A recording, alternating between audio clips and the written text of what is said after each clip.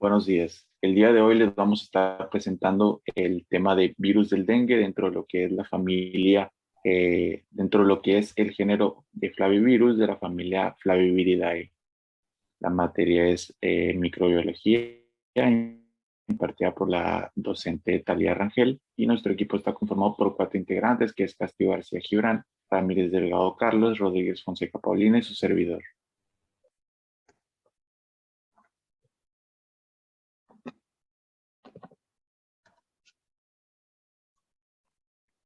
Bueno, antes de comenzar con lo que es nuestro verdadero tema, que es el virus del dengue y todas sus extensiones, pues primero tenemos que ver de dónde proviene, de cuál es su género, cuál es la familia de la que viene, y pues el género sería el flavivirus, que estos son virus transmitidos por artrópodos, más concretamente los mosquitos, que se llaman Aedes aegyptis, y pues estos mosquitos prácticamente se multiplican y crecen favorablemente en zonas tropicales y subtropicales.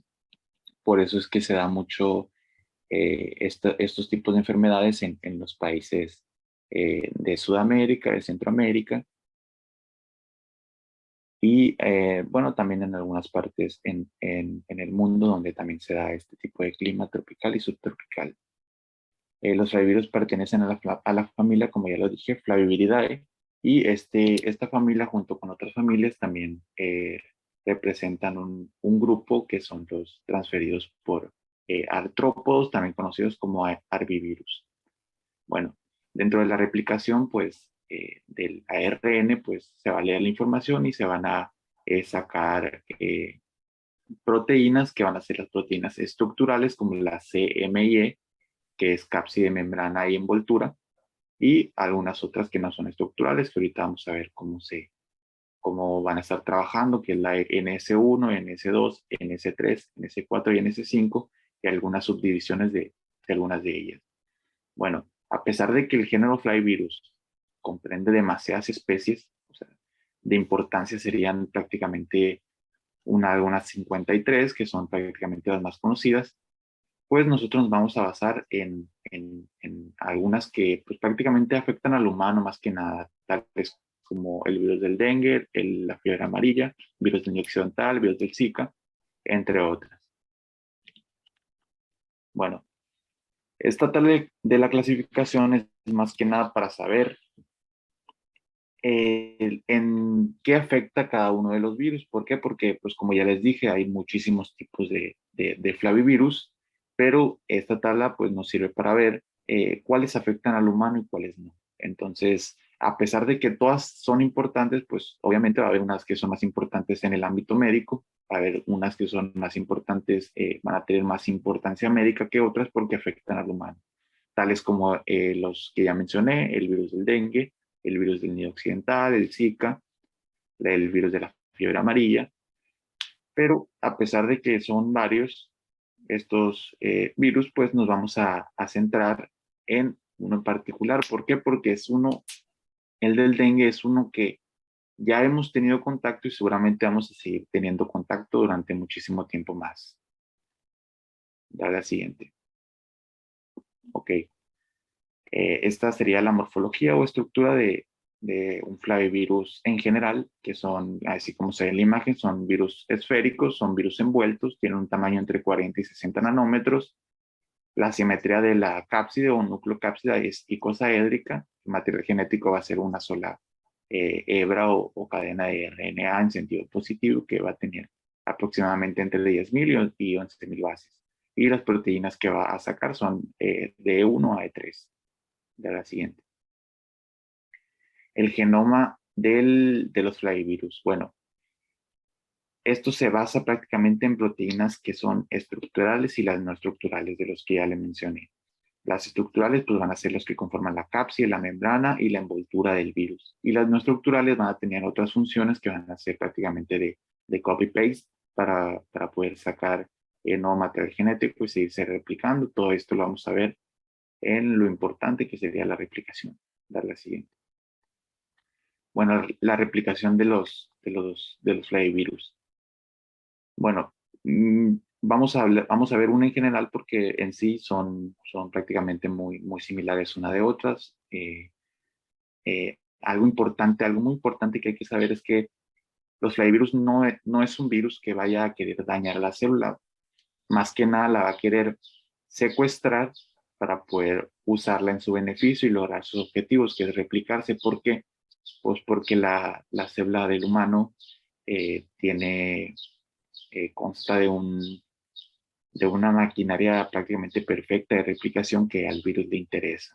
Entonces, ¿qué va a pasar? El virus pues va a querer ingresar a la célula, las proteínas de membrana del virus van a resultar altamente atractivas para los receptores de la célula y pues lo que va a hacer es que lo van a dejar entrar, así como se ve en el número uno en la imagen en la parte de arriba. Lo van a dejar entrar, aparte de que lo dejan entrar, lo van a proteger envolviéndolo en un endosoma, así como se ve en el número 2. Bueno, este endosoma, debido a los cambios que hay de pH, lo que va a pasar es que se va a degradar y va a dejar afuera a la cápside, prácticamente lo va a dejar fuera en el citoplasma de la célula. Entonces, en el citoplasma también va a haber una degradación, así como el del endosoma, también va a degradar el, se va a degradar la cápside y va a dejar salir prácticamente el material genético, la hebra de RNA que va a tener adentro. Entonces ocurren dos degradaciones, la del endosoma para lograr que salga la cápside y también va a haber una degradación afuera de la cápside en el citoplasma para que deje salir el genoma de ARN o la hebra de ARN. Entonces, esta hebra de ARN pues no quiere decir que sea tonta, entonces va a buscar precisamente a los obreros que son los encargados que pues van a hacer el trabajo. ¿Con quién me refiero? Con obreros, pues, prácticamente son los ribosomas del retículo endoplasmático. ¿Por qué? Porque ellos son los que se encargan de leer la información y hacer lo que en condiciones normales querría la célula. Pero en este caso, pues son las cosas que quiere el virus que haga el ribosoma. Entonces, cabe recalcar que el virus no va a hacer que, aparte de que no daña la célula, no va a interrumpir absolutamente ningún proceso, ni siquiera el proceso de replicación lo va a interrumpir. Va a ser como algo así como compartido el proceso. Entonces, una vez que el ribosoma va a leer la información del ARN viral, pues va a empezar a hacer lo que el ARN quiere. ¿Qué quiere el ARN? Pues producir lo que ya les dije, proteínas estructurales y proteínas no estructurales. Las proteínas estructurales son la C, la M y la E, la de cápside, membrana y envoltura. Estas tres van a formar ¿qué? Pues la cápside van a formar la forma, prácticamente el cascarón del virus, que pues va a formar muchas y van a quedar ahí en el citoplasma. Ahorita les voy a comentar para dónde va todo eso. Entonces, aparte de las proteínas estructurales, va a haber unas proteínas no estructurales que son NS1, NS2, NS3, NS4 y NS5 y algunas variantes de algunas de ellas. Entonces, ¿qué van a hacer estas proteínas no estructurales? Se van a conglomerar y lo que van a hacer es prácticamente lo mismo que estaba haciendo el ribosoma, leer la información, pero este conglomeración proteínica, pues lo que va a hacer es nada más leer la información del ARN viral y duplicarlo, copiar todo, entonces va a haber mucha información de ARN, eh, eh, así también suelta en el citoplasma y pues vamos, ya no nada más vamos a tener las envolturas, sino que también vamos a tener material genético. Todo eso que se creó a partir de la lectura, el ribosoma lo crea y entonces todo eso pues no se puede quedar en el citoplasma. Eso tiene que ir a un organelo muy importante que es el aparato de Golgi. En el aparato de Golgi, así como se ve en el número 7, va a agarrar esos productos, las proteínas no estructurales y las proteínas estructurales, y lo que va a hacer es pues juntarlos, empaquetarlos. ¿Y cómo va a quedar? Va a quedar así como en el número 8, ya va a quedar pues las proteínas estructurales y las no estructurales, ya va a quedar prácticamente un virus. Un virus que pues ahí en la imagen se ve un poco más pequeño en el número 8 y pues serían pues, prácticamente virus inmaduros, pero eso no cobra relevancia porque al momento de salir ya, así como se ve en el número 9, los virus ya saldrían virus totalmente funcionales, listos para volver a replicarse.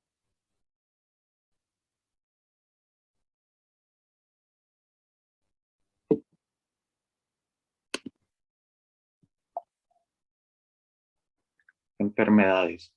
Bueno, como ya lo comenté anteriormente, va a haber enfermedades que va a causar este tipo de flavivirus. Nosotros nos vamos a centrar prácticamente en una sola, que es el virus del dengue. ¿Por qué no en las demás como la fiebre amarilla, virus del Nilo occidental, el del Zika, por ejemplo? Pues porque esos se dan prácticamente en otros lugares alejados que no, obviamente aquí no estamos exentos de ese tipo de virus, de ese tipo de enfermedades, pero pues no es tan común así como el dengue, entonces por eso nos vamos a centrar en el dengue y a partir de aquí pues ya empieza algo un poquito más específico dentro de las enfermedades.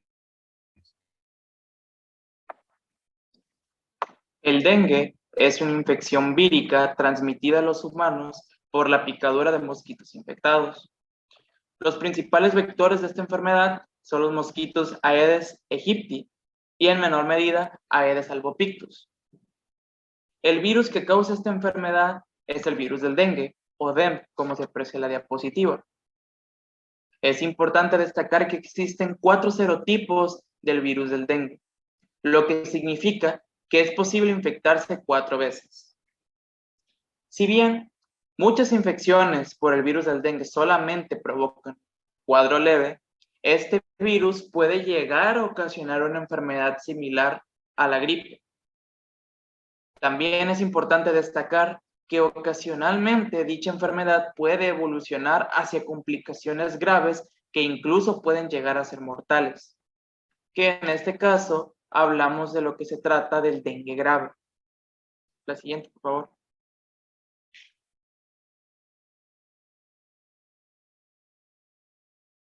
Si hablamos de la estructura del virus del dengue, sabemos que es un virus que mide de 40 a 60 nanómetros de diámetro y tiene una nucleocápside de 30 nanómetros de diámetro.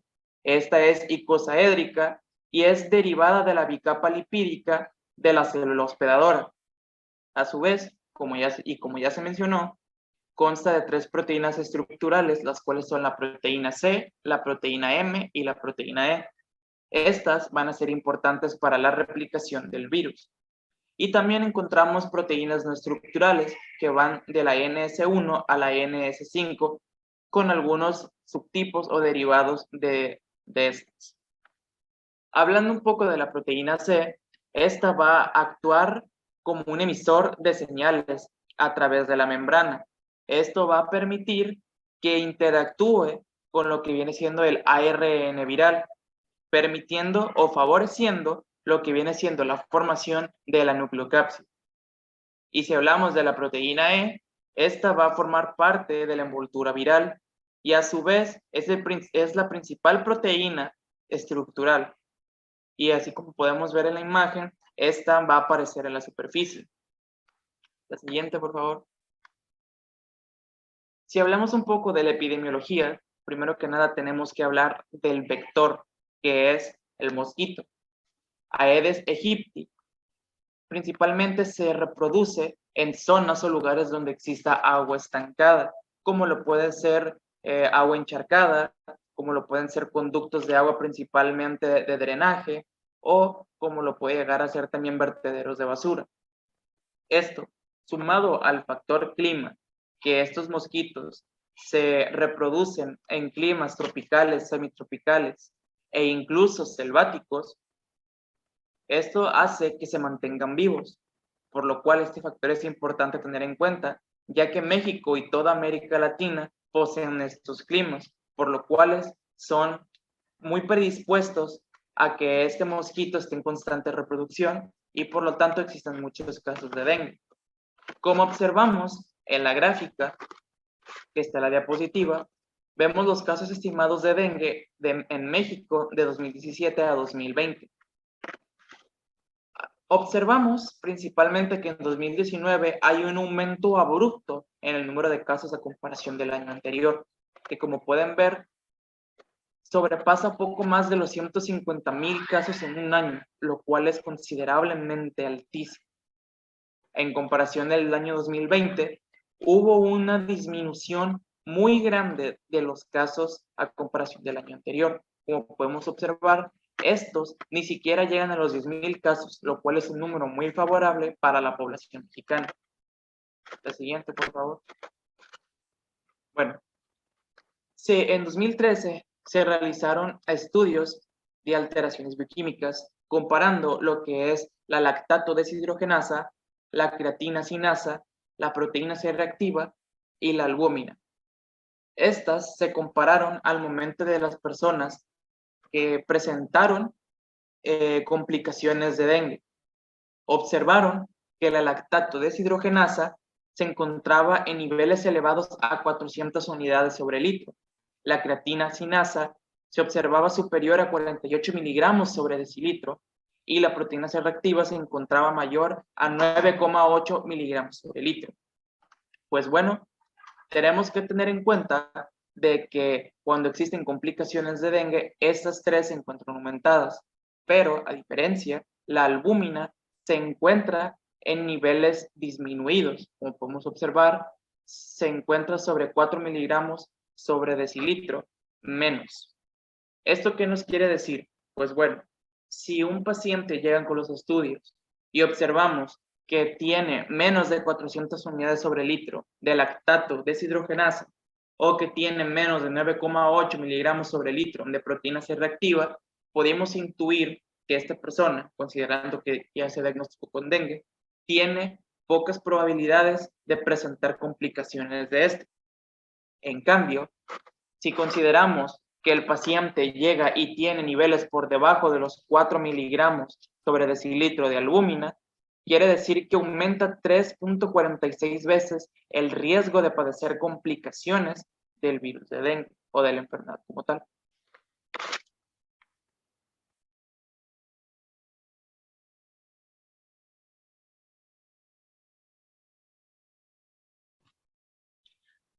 El virus se transmite principalmente a los seres humanos por la picadura de un mosquito hembra infectada, que principalmente es el mosquito Aedes aegypti. Cuando el mosquito pica a una persona infectada por el virus del dengue, el virus se replica en el intestino medio del mosquito. Cuando la temperatura ambiente anda entre los 25, 29, 30 grados durante 8 y 12 días, no solo la temperatura ambiente influye en las variaciones del periodo de incubación extrínseco, sino que también hay otros factores que se involucran, como por ejemplo la magnitud de las variaciones de la temperatura, lo que es el genotipo del virus, la concentración vírica inicial puede alterar también el tiempo que tarda un mosquito en transmitir el virus. Una vez que se ha vuelto infeccioso, el mosquito puede transmitir el agente patógeno durante toda su vida. ¿Qué quiere decir? Que el mosquito va a ser como el medio por lo cual va a transportar ese virus que va a infectar que puede infectar a una gran cantidad de población. Los mosquitos pueden infectar a partir de que las personas virémicas que contienen lo que es el virus del dengue. Puede tratarse de una persona con infección, ya sea un paciente sintomático o asintomático.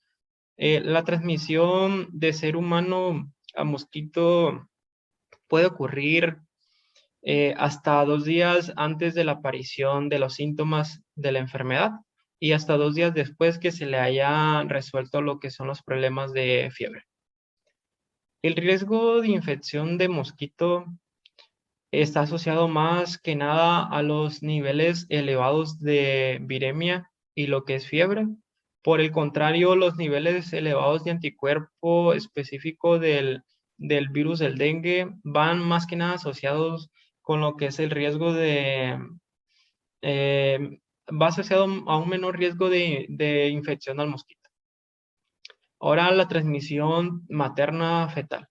Esa transmisión por el dengue del virus entre los seres humanos conlleva la aparición de más mosquitos vectores. Hay pruebas de que pueden darse casos de transmisión materno-fetal, pero suelen ser muy raras, de un porcentaje muy bajo. Ese riesgo de este tipo de transmisión se encuentra más que nada ligado a lo que es al momento en que se produce la infección durante el embarazo. Cuando una embarazada llega a presentar esta infección por este virus, es posible que el bebé nazca antes, nazca prematuro y padezca alguna patología, una insuficiencia al nacer, o también puede presentar el feto lo que es un sufrimiento fetal. Otras vías de transmisión de este virus, se han registrado casos, son menos infrecuentes, pero uno de ellos son a través de la transmisión de productos sanguíneos, donación de órganos y lo que son transfusiones.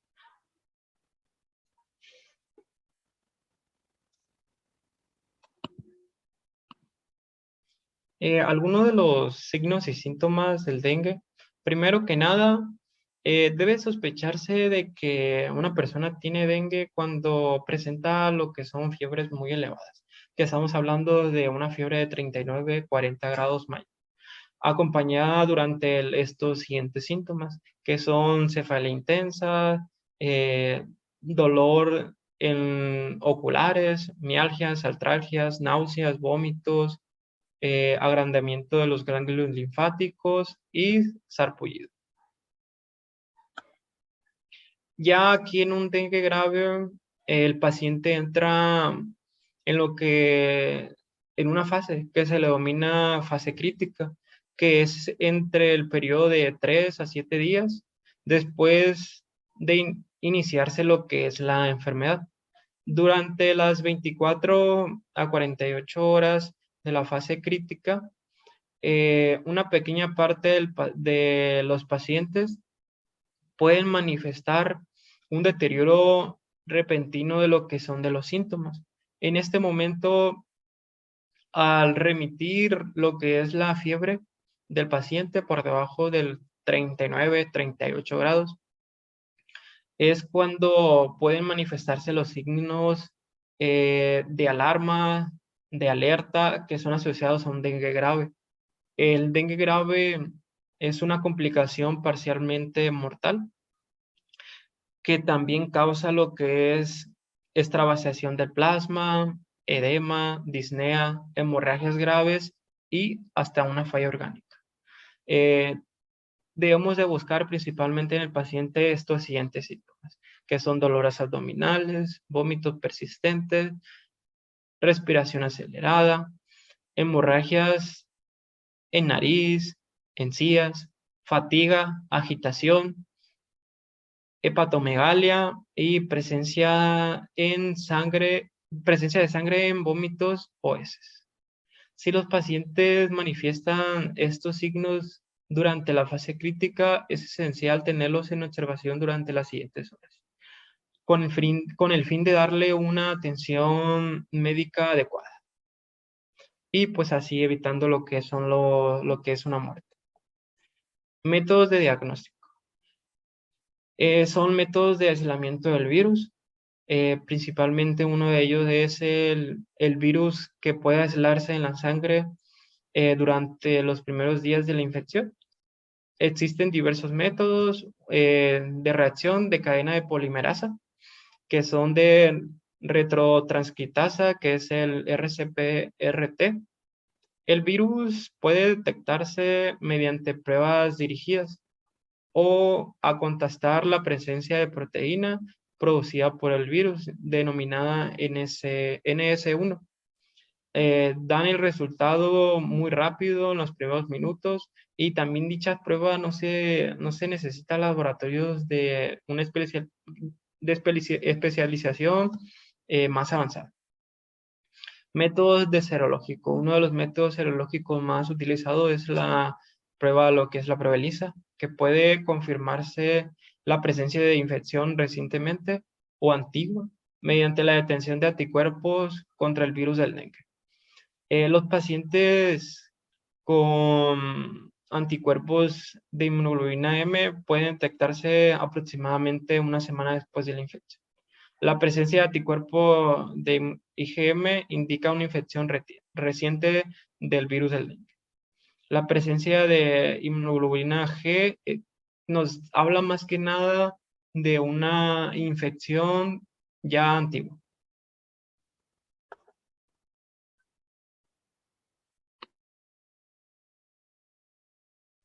Bueno, pues ahora yo les voy a hablar sobre el tratamiento y la vacuna. Pues en sí no hay un tratamiento específico para el dengue. Los pacientes deben guardar reposo, mantenerse hidratados y buscar asesoramiento médico dependiendo de las manifestaciones clínicas y otras circunstancias. Pues los pacientes pueden ser enviados a casa y también puede manejarse en el hospital. Depende del tratamiento de emergencia o la derivación urgente.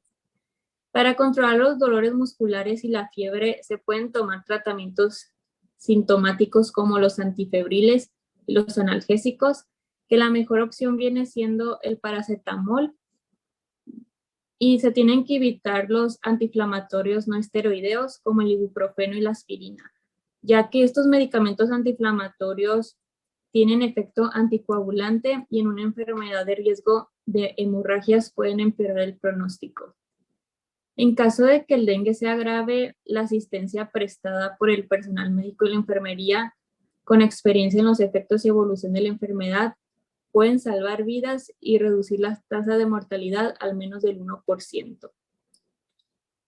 Vacunación contra el dengue.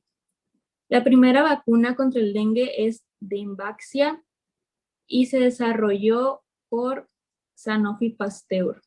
Se aprobó en diciembre del 2015 y se comercializó en 20 países en el 2017.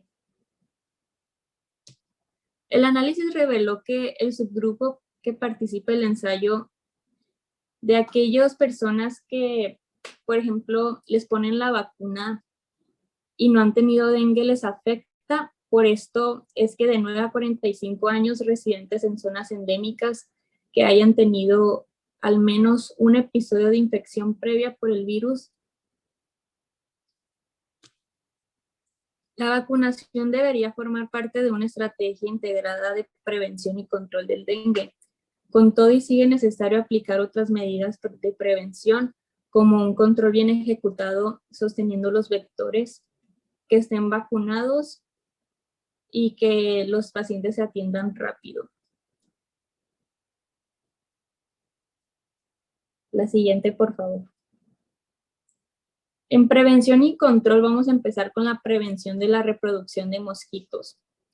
Con esto tenemos que evitar que los mosquitos encuentren un lugar donde depositar sus huevos, eliminar correctamente los desechos sólidos y las hábitats artificiales que puedan acumular agua, cubrir y vaciar cada semana los recipientes donde se almacenan el agua, aplicar insecticidas adecuados y protección personal contra las picaduras de mosquito, utilizar medidas de prevención como el repelente, espirales y vaporizadores.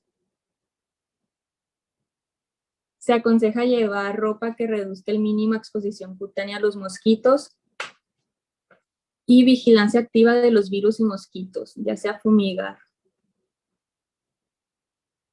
Esto sería todo por nuestra parte. Muchas gracias.